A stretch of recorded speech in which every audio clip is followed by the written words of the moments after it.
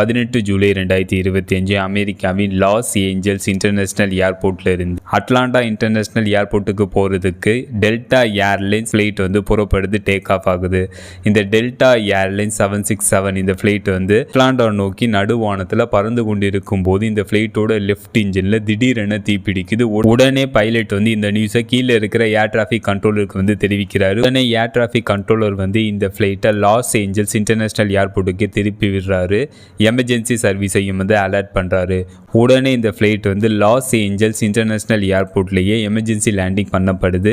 ஃப்ளைட்டோட left இன்ஜினில் ஏற்பட்ட ஃபயரையும் fire fighters வந்து கண்ட்ரோலுக்கு கொண்டு வராங்க. இந்த ஃப்ளைட்டில் இருந்த அனைவரும் இந்த ஃப்ளைட்லேருந்து பத்திரமாக வெளியேற்றப்பட்டிருக்காங்க. இந்த டெல்டா ஏர்லைன்ஸ் 767 இந்த ஃப்ளைட்டோட லெஃப்ட் இன்ஜினில் எதனால் ஃபயர் வந்து ஏற்படுச்சு போன்றவற்றை தெரிந்து கொள்வதற்கு ஒரு இன்வெஸ்டிகேஷன் நடத்தப்படும் அப்படின்ட்டு அஃபீஷியல்ஸ் வந்து தெரிவிச்சிருக்காங்க. இந்த மாதிரி இன்சிடென்ட் வந்து டெல்டா ஏர்லைன்ஸ் ஃப்ளைட்டில் வந்து ஏற்பட்டிருக்கு.